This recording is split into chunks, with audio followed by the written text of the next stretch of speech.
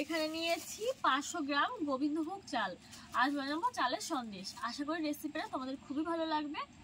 তো চলো রেসিপিটা শুরু করা যাক।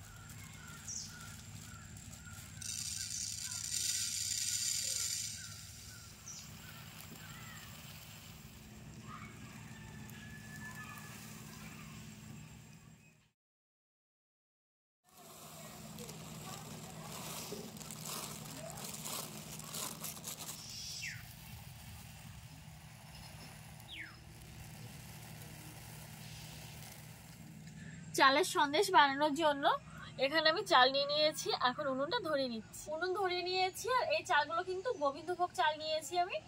তো কড়াইটা গরম হয়ে গেছে, চালগুলো একটু ভেজে নিচ্ছি।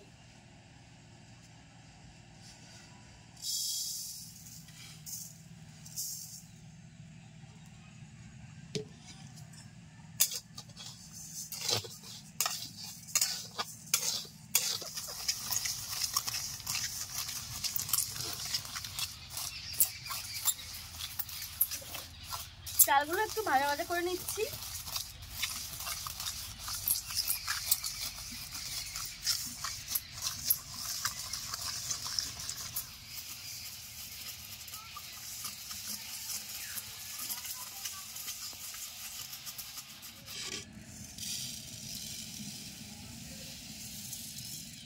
কড়াইটা উনুনে বসিয়ে নিলাম।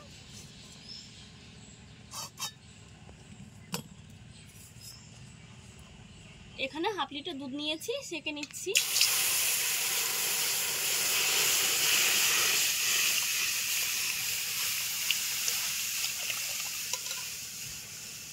দিয়ে দিচ্ছি একটু লবণ, কয়েকটা এলাচ নিয়েছি, মুখ ফাটিয়ে দিয়ে দেবো।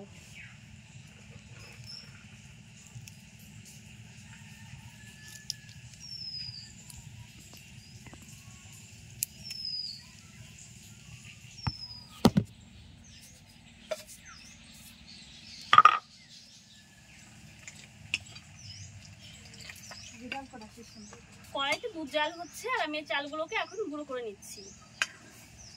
এই ভাজা আতপ চালগুলোকে আমি শিলনোড়ায় গুঁড়ো করে নিচ্ছি। আপনারা চাইলে মিক্সিতেও গুঁড়ো করে নিতে পারেন।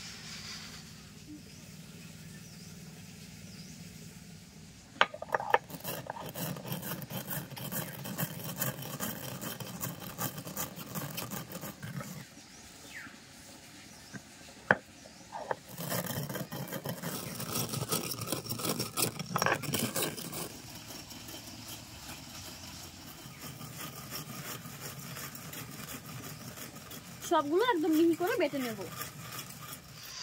চাল গুঁড়ো করে নিয়েছি। দুধটা ভালো করে জাল করে ফুটিয়ে নিয়েছি। 1 চামচ তুলে নিলাম, আরো 1 চামচ নেব।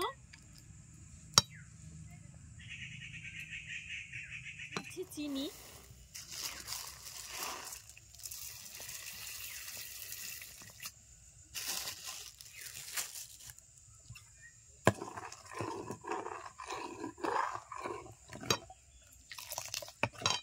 চিনিটা গলে যাওয়া পর্যন্ত জাল করে নিয়ে নিয়েছি 10 টাকা দামের 1 প্যাকেট আমুলিয়া।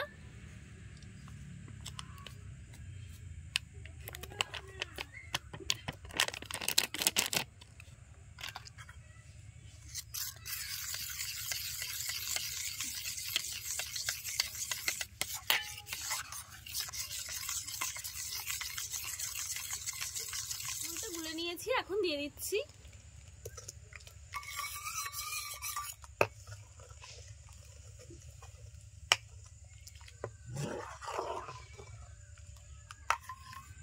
এই যে গুঁড়ো করে নেওয়া চালটা, এটা এখন গরম দুধের উপর দিয়ে দেব।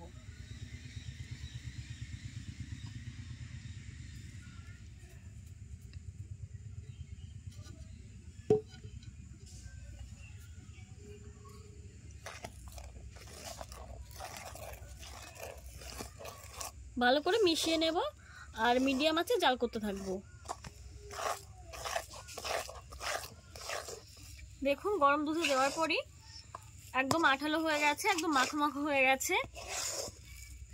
আপনারা যদি এরকম সন্দেশ একবার খান তাহলে কিন্তু প্রেমে পড়ে যাবেন। তো এখন নামিয়ে নিচ্ছি, এখন এই থালায় তুলে নিচ্ছি।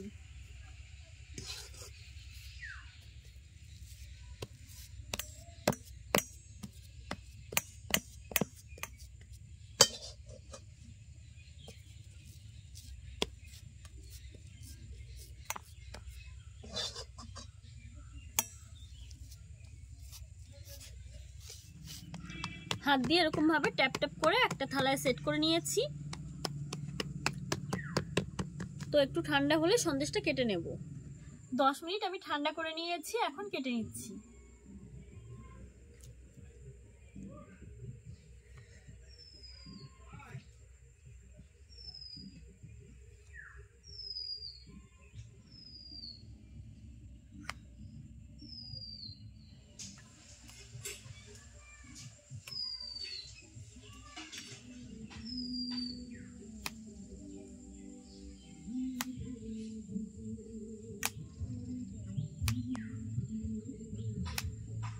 এই মাটির থালা এখন তুলে নিচ্ছি।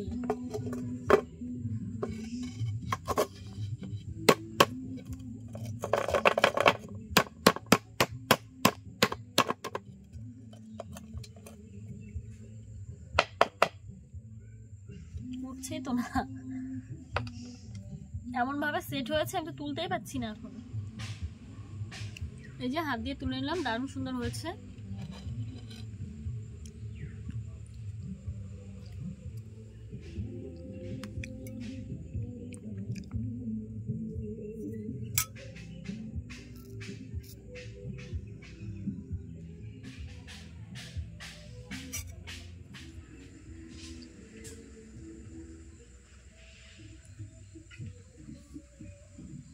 এই যে তৈরি হয়ে গেছে আতপ চালের সন্দেশ। তো রেসিপিটা কেমন লাগলো অবশ্যই জানিও, আর ভালো লাগলে তোমরা বাড়িতে একবার ট্রাই করে দেখো, খুবই টেস্টি হয় এরকম ভাবে বানালে, আর খুবই ভালো লাগে খেতে।